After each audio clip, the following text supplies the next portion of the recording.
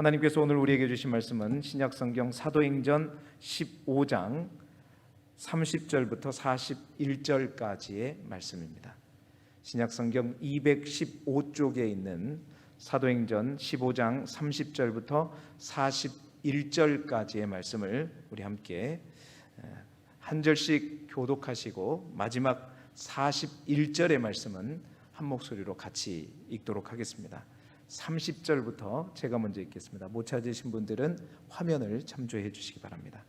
그들이 작별하고 안디옥에 내려가 무리를 모은 후에 편지를 전하니 유다와 실라도 선지자라 여러 말로 형제를 권면하여 굳게 하고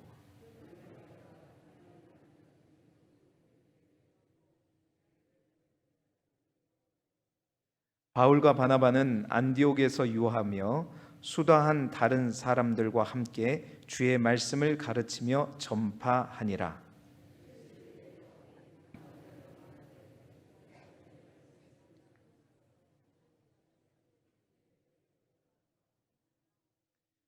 바나바는 마가라 하는 요한도 데리고 가고자 하나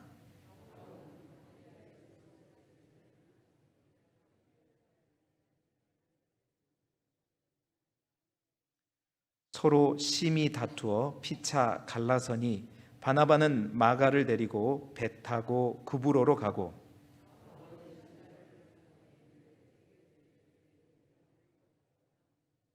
함께 보겠습니다. 수리아와 길리기아로 다니며 교회들을 견고하게 하니라. 아멘. 아멘. 할렐루야. 오늘 이 밤에도 마가를 막아라. 마가를 막아라. 읽어보니까 좀 그렇죠. 마가를 막아라. 누가 막으려고 했을까요? 몰라도 됩니다. 오늘 보면 되니까. 마가를 2차 전도 여행 때 절대 못 가게 막아선 사람이 있었습니다. 그 마가를 막은 사람이 누구냐? 바로 사도 바울입니다. 오늘 아주 역사적인 사건인데요. 목사님들이 싸운 사건입니다. 오늘 은혜가 될는지 모르겠습니다. 아무튼 귀한 말씀을 통해서 우리가 함께 은혜 받기를 원하는데, 우리는 지난주에 예루살렘에 있었던 아주 위대한 회의를 함께 살펴보았습니다. 앞으로의 이방인 선교에 있어서 아주 중요한 문제를 함께 모여서 의논했었죠. 그런데 그 예루살렘 회의의 결정을 누가 했다? 뭐라고 우리가 지난주 제목 혹시 생각나세요? 성령과 우리는 이라고 했죠. 그렇습니다. 많은 사람들이 다양한 의견을 가지고 논의하였는데 결국은 성령님께서 함께 하셔가지고 그 모든 회의 가운데 모든 이들이 다 같은 마음을 가졌습니다. 그래서 만장일치로 아주 중요한 결정을 성령과 더불어 내리게 되었죠. 그 결정은 누구도 이에 대해서 반대하지 않았습니다. 뭐였냐? 오직 이방인이나 유대인이나 다 할 것 없이 오직 믿음으로 이방인들 또한 구원을 받는 것이다 라고 결정을 내렸고요. 다만 구원받은 자들로서 이제 다른 믿지 않는 이방인들과 구별된 삶을 위해서 행할 최소한의 지침들을 결정하게 되었던 것이죠. 자, 이러한 결정의 탓에 이제 거침없이 복음을 들고 선교할 수 있었습니다. 이방인들에게도 복음의 문턱이 낮아질 뿐만 아니라 이제 선교는 더욱더 불타오르게 되었죠. 자, 그래서 예루살렘으로부터 온 편지를 가장 먼저 이제 전해준 곳은 어디였냐? 바로 안디옥 교회였습니다.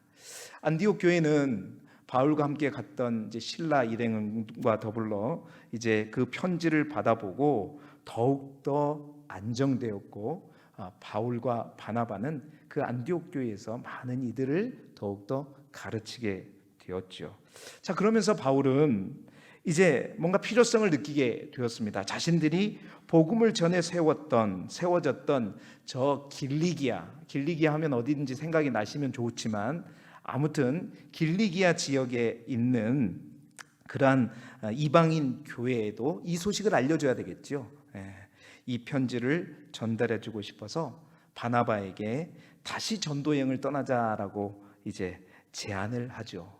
자, 그런데 그 제안과 더불어 이제 안디옥 교회에, 아니 정확하게 말하면 바울과 함께 갔던 그 선교팀 일행에 심각한 문제가 발생하게 되죠. 그것이 어떤 문제냐면 바나바는 자기의 사촌 조카인 마가 요한에게 다시 한번 기회를 주자라는 겁니다.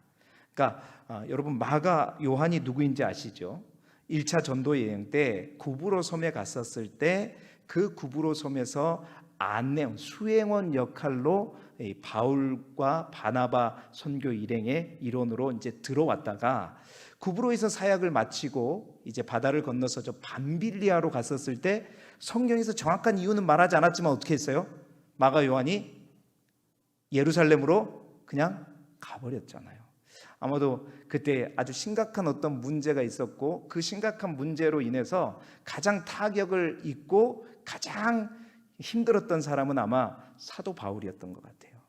어찌됐든 사도 바울은 그렇죠, 그 선교팀에서 이제 떠나가 버린 바나바, 그 바나바를 함께 2차 전도여행에 함께 가자는 바나바가 아니죠, 마가 요한이죠. 마가 요한을 함께 데리고 가자는 바나바의 요청을 거절하게 됩니다. 찬송할 수가 없었죠.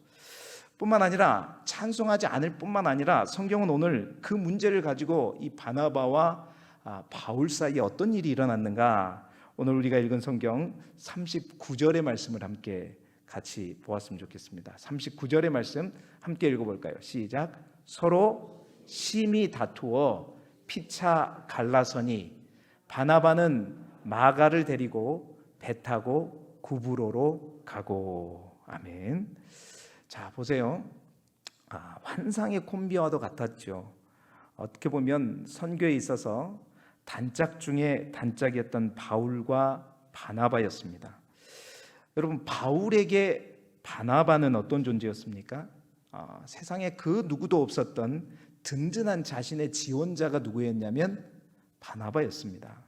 모든 사람들이 바울을 경계하고 불신할 때 유독 누구요? 바나바가 유일하게 바울을 믿어주고 또 그를 이제 밀어준 사람이 누구였냐? 바로 바나바였습니다. 또한 바나바에게 있어서 바울은 누구였냐? 세상에 둘도 없는 든든한 동역자였죠.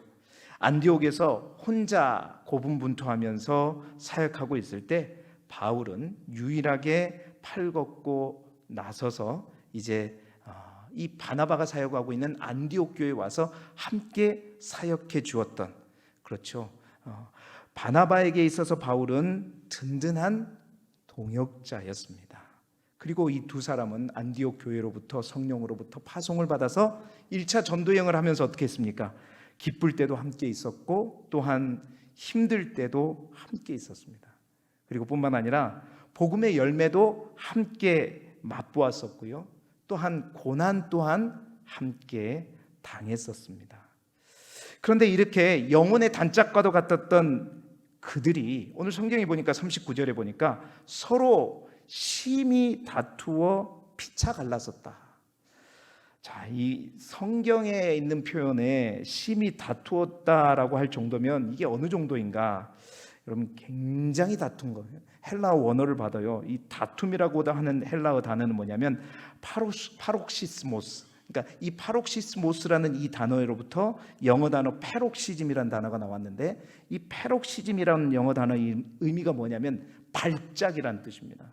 또한 발열, 그러니까 막 몸이 부들부들 막 떠는 거, 이런 그리고 막 설전, 막 입으로 막 싸우는 막 그런 걸 말하는 거죠. 그런 의미를 담고 있는 것이 바로 페록시즘이라고 하는 영어 단어의 의미예요. 그러니까 이 말은 뭐냐면 두 사람이 싸우는 정도가 그냥 싸우지 않았다는 거예요.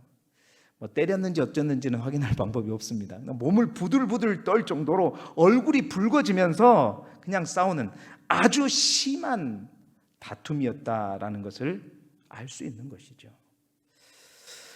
여러분, 이 일은 굉장히 사실은 슬픈 일입니다. 왜냐하면 세계 선교를 위한 장애물이 제거되었는데 이제 앞으로 선교를 위한 대로가 활짝 열렸는데 그것도 성령께서 하나 되게 하셔서 만장일치로 이방인들의 구원에 대한 문턱을 완전히 낮추고 성령께서 함께 하심으로 만장일치로 모든 결정을 다 내리고 이제 열심히 선교를 하면 되는데, 바로 그 일이 있은 다음에 성경이 기록하고 있는 것은 다름 아닌 선교팀의 해체였다는 거예요.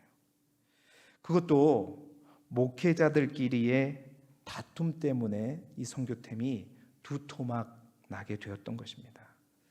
사실 그래서 이 본문은 설교하기도 조금 민망스러운 본문이에요. 어떻게 이 본문을 가지고 설교를 할 수 있을까? 그런데 여러분, 왜 성경은 이러한 실패를 굳이 기록하고 있을까요? 뿐만 아닙니다. 성경에는요, 믿음의 사람들의 실수들에 대해서 그냥 넘어가지 않습니다. 항상 성경은요, 믿음의 사람들의 실수를 조목조목 밝히게 되는데, 왜 이러한 실패를 기록하고 있을까? 그냥 넘어가면서 바울과 바나바가 두 팀으로 나뉘어서 한 팀은 저 내륙으로, 한 팀은 구부로 섬으로 전도여행을 출발했다. 그러면 얼마나 좋아요. 그런데 굳이 그냥 다툰 것도 아니고 서로 심히 다투어서 완전히 갈라섰다라는 말을 노골적으로 하는 이유는 왜 그럴까? 사도 바울은 이러한 성경의 기록의 목적에 대해서 이렇게 말하고 있습니다. 로마서 15장 4절 말씀인데요, 우리 로마서 15장 4절 말씀 같이 읽어볼까요? 시작. 무엇이든지 전에 기록된 바는 우리의 교훈을 위하여 기록된 것이니 우리로 하여금 인내로 또는 성경의 위로로 소망을 가지게 함이니라. 아멘. 그러니까 무엇이든지 전에 기록된 바는, 다시 말해서 성경을 기록한 이유는, 성경이 기록된 이유는 바로 그것이 다 뭐냐? 우리의 교훈을 위하여 기록된 것이다. 그냥 괜히 기록된 게 아니라는 거예요.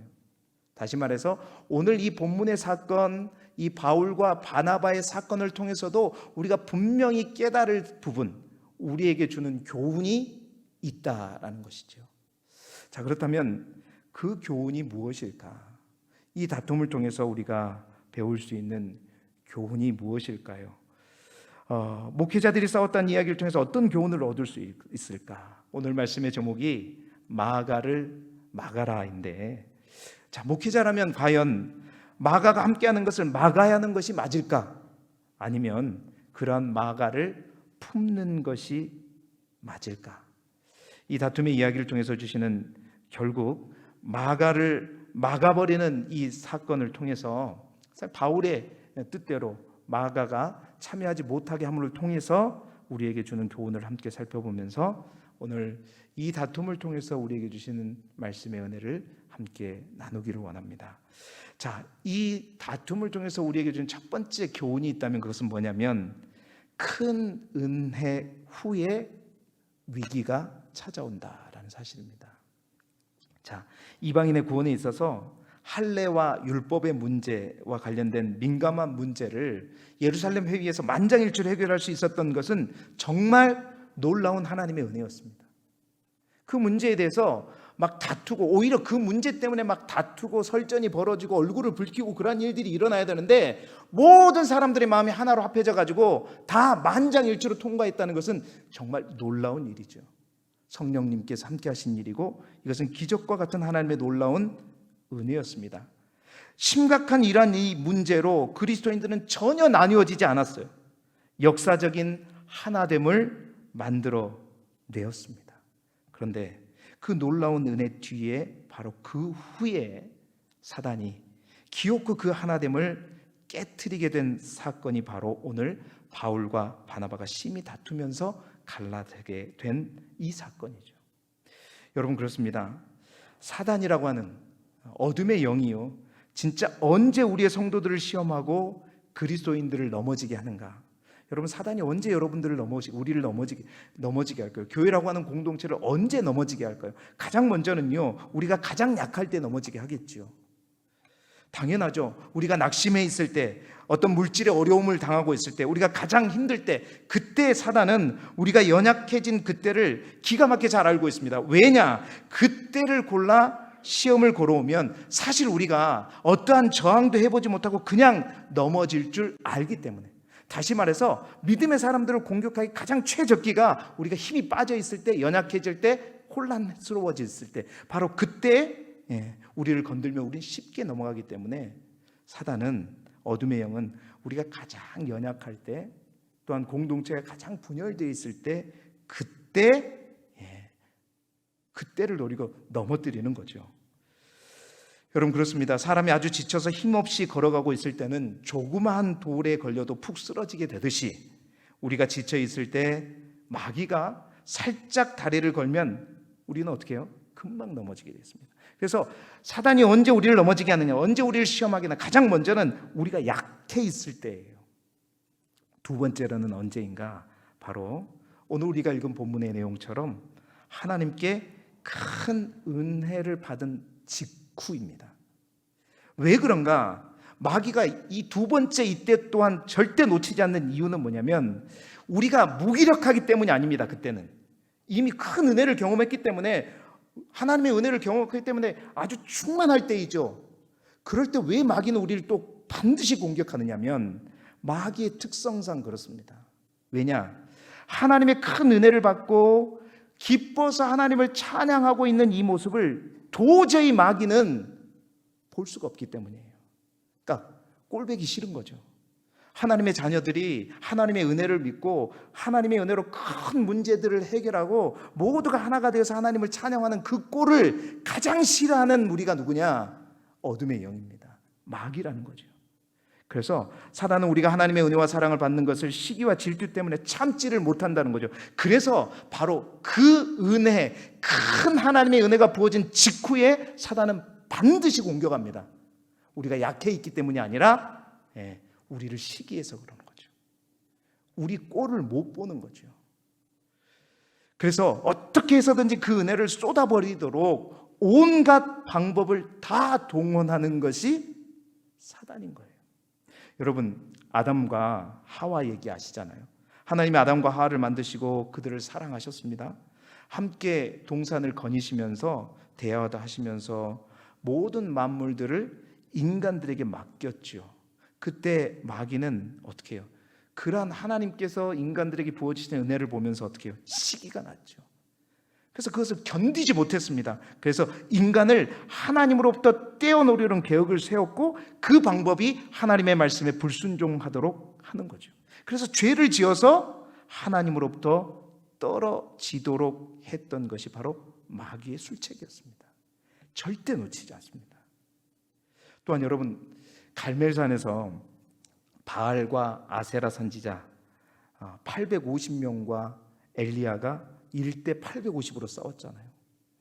그 850으로 싸울 때 하나님께서 놀라운 은혜를 부어주셔서 큰 비, 3년 동안 비가 오지 않았던 그때 큰 비를 내리게 하여 주셔서 말 그대로 1대 850으로 싸워서 엘리야가 모든 바알과 아세라 선지자를 싹 다 어떻게 해요? 처단하게 되었습니다.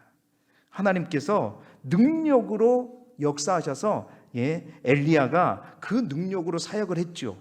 그런데 여러분, 그렇게 은혜를 입고 하나님의 능력으로 그 싸움에서 승리한 이후에요, 바로 그 다음에 아합의 아내인 이세벨의 말 한마디에 이 엘리야가 어떻게 되죠? 모든 은혜를 다 까먹고 극심한 영적인 침체로 빠지게 되죠. 그래서 결국 어디까지 가게 되냐면 로뎀나무까지 가가지고 그 로뎀나무에서 어떻게 해요? 죽기를 결심하잖아요. 다 누가 수작하는 거예요? 사단이 수작하는 겁니다. 왜 그러냐? 그 꼴을 못 보는 거예요. 그래서 반드시 큰 일을 결정하고 또한 큰 은혜의 일들을 경험한 이후에는 언제나 사단이 우리를 주목하고 있다는 사실들을 여러분 잊지 마시기를 바랍니다. 사단은 그렇습니다. 은혜의 부리에 찬물을 끼얹는 존재가 바로 사단입니다. 어떻게든 그 은혜를 날려버리도록 그 분노의 마음을 불어넣는 거죠. 그러니까 은혜 받은 자의 마음을 화나는 마음으로 만들어 버린 겁니다. 여러분, 바울과 바나바, 적어도 바울은 다혈질이라고 하지만 바나바는 그런 사람이 아니었잖아요. 지금까지 바나바의 성정을 보면 요 정도 바울이 주장하면 어떻게 해요? 그래, 그럼 이번에는 마가를 놔두고 그러면 다음에 우리 갈 때 꼭 우리 마가 요한을 데리고 가세. 전라도 말로 그랬을 거 아닙니까? 근데 그 꼴을 사단이 보지를 못해요. 그 마음 가운데 분노의 마음을 불어넣어 버립니다. 서로에게.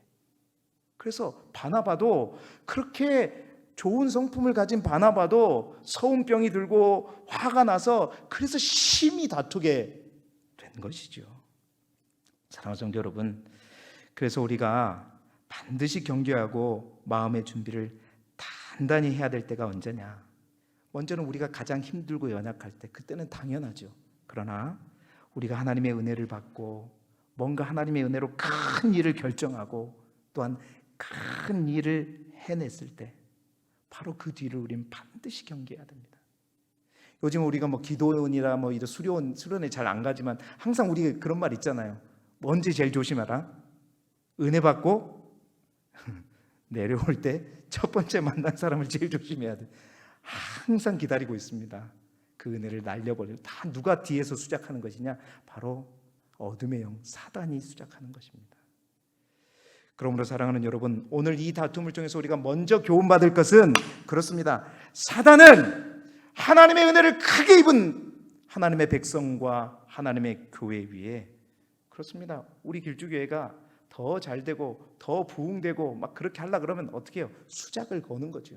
그럴 수밖에 없습니다. 그 꼴을 못 보기 때문이죠. 그렇습니다. 영적인 눈으로 이를 잘 분별하실 수 있기를 소망하고, 그 하나님이 부어주신 은혜를 쏟아버리지 않도록 더 깊은 하나님의 은혜 안에 거하는 저와 여러분이 되시기를 주님의 이름으로 축원합니다. 두 번째 교훈은 뭐냐면, 사소함을 통해 사단은 역사한다라는 겁니다. 사소함을 통해서 역사한다. 자, 그러면 사단이 어떻게 바울과 바나바 사이를 흔들어 버리고 나누어지게 만드는가? 바울에게 끝까지 마가를 막아야지 하는 그 마음을 주는 겁니다. 사소함이라는 게 뭐냐? 여러분, 그렇습니다. 지금 할례와 율법의 문제를, 큰 문제죠. 어려운 문제입니다. 쉽지 않은 문제예요. 그런데 그 문제를 만장일치로 해결했단 말이에요. 그런데 마가를 함께 데리고 갈 거냐 말 거냐는 그 문제에 비해서는 굉장히 사소한 문제입니다.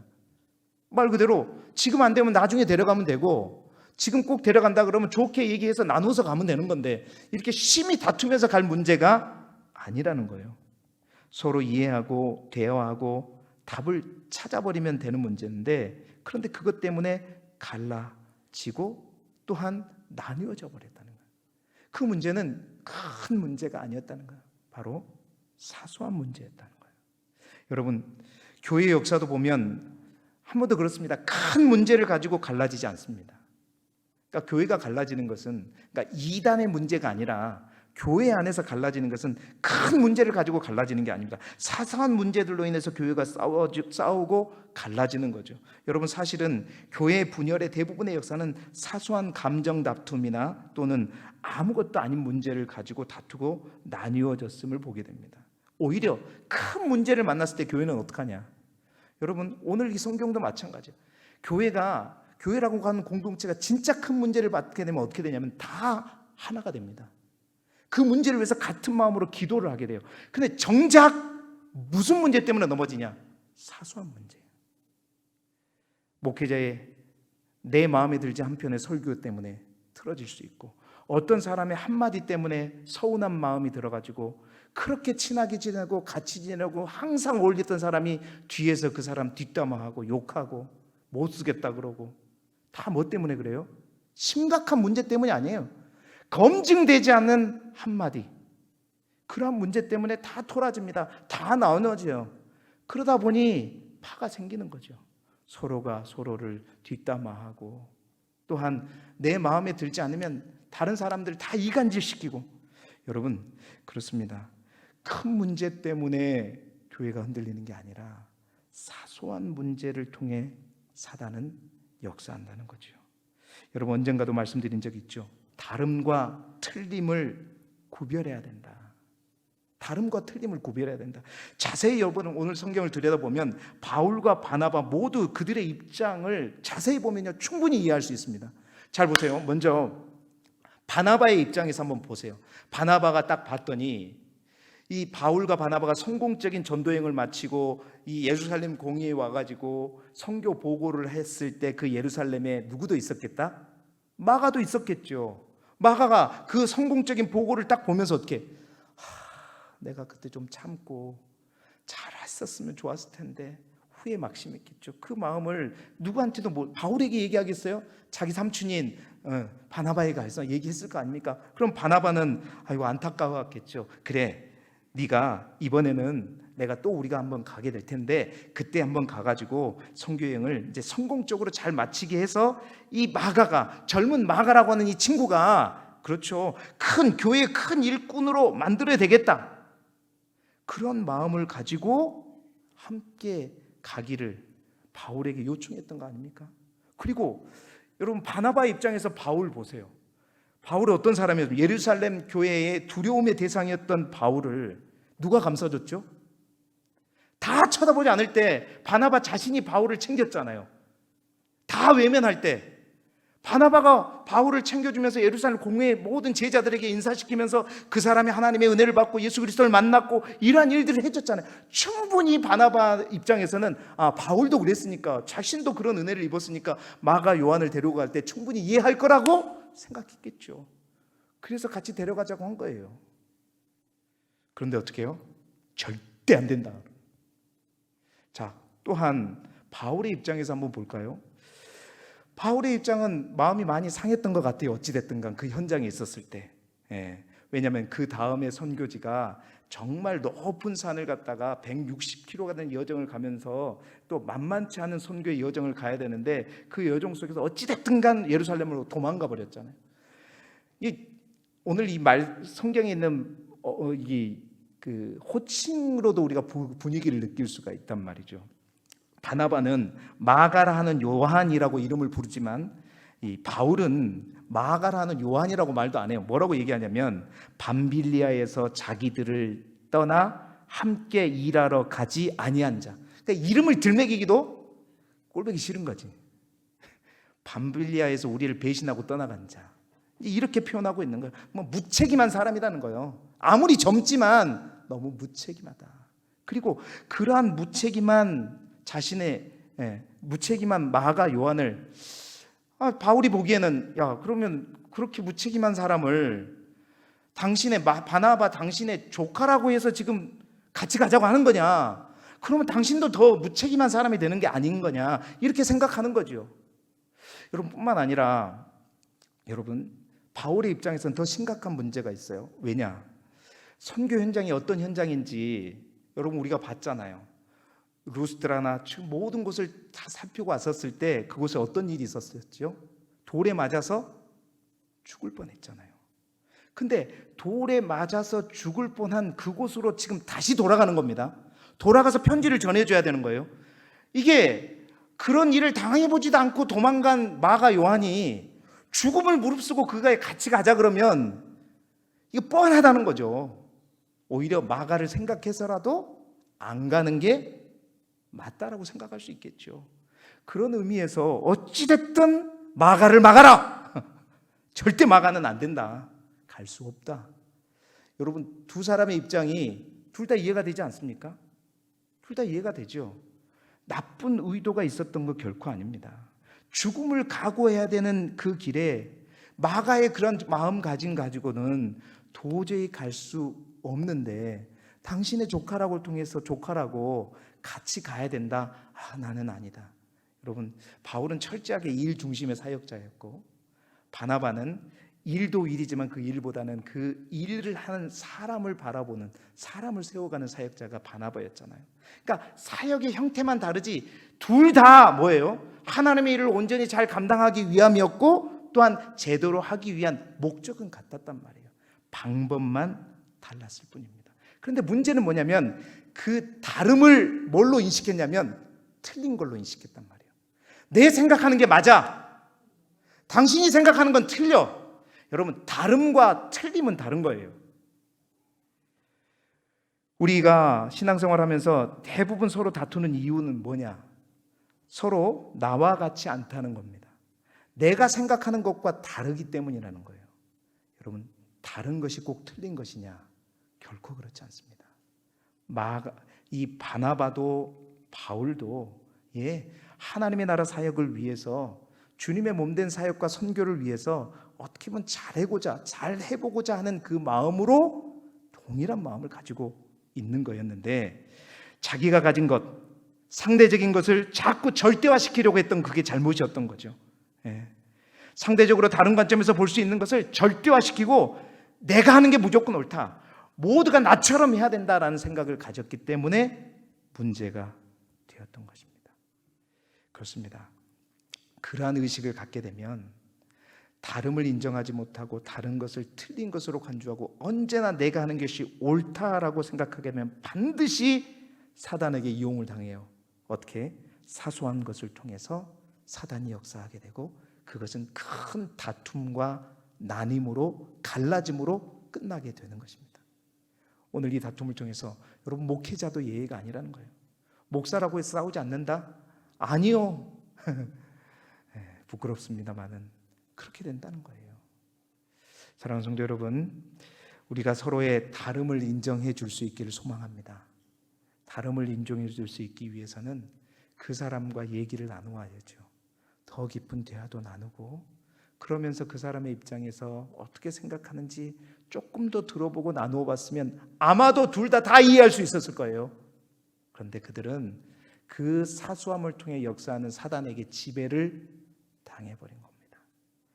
우리 교회에서는 이러한 일들이 결코 일어나지 않기를 주님의 이름으로 축복합니다. 다른 사람의 다른 것을 틀리다고 생각하지 말고 항상 그들의 입장에서 생각해보고, 검증되지 않는 것을 가지고 그 사람을 욕하거나 어떻게 의미하지 말자.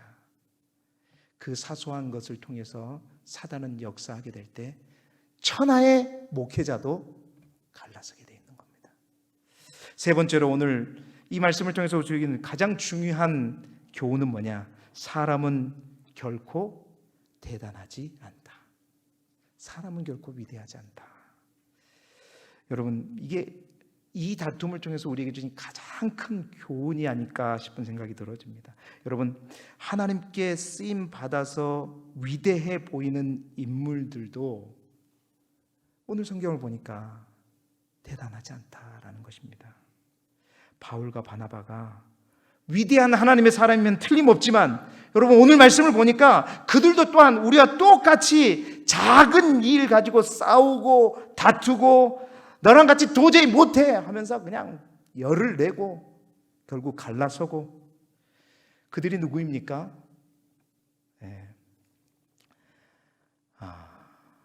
성경을 13권이나 지은 사도 바울이 바로 그 사람입니다. 똑같다는 거죠. 사람은 그런 존재라는 겁니다. 아무리 목회자로, 아무리 사도 바울이라 할지라도, 아무리 성품이 좋은 바나바라 할지라도 사람은 그런 존재예요. 정말 우리가 아무것도 아닌 존재라는 것입니다. 그러나 여러분, 중요한 것은 뭐냐? 아무것도 아닌 우리의 인생을 우리 스스로가 사용할 때는 별거 아닙니다. 그러나 중요한 것은 그러한 아무것도 아닌 우리의 인생을 하나님께서 들어서 사용하실 때에 바로 인간은 어떻게 해요? 위대한 일을 할 수 있는 거예요. 성경은요, 위인전이 아닙니다. 그래서 성경은 언제나 서두에 말씀드린 대로 위대해 보이는 사람의 실수를 반드시 기록합니다. 그것을 그냥 쉽게 넘어가지 않아요. 여러분, 노아에 대한 믿음, 그 믿음을 이야기한 이후에 그 노아의 술 취한 사건들을 성경은 반드시 놓치지 않고 기록하고 있습니다. 아브라함의 놀라운 그 믿음의 결단을 보도한 후에 아브라함이 한 번도 아닌 두 번에 걸쳐서 자기의 아내를 누이라고 속이는 부끄러운 모습을 일부러 성경은 다 고발하고 있죠. 삼손의 넘어짐, 또한 그 위대한 다윗도 어떻습니까? 넘어지죠.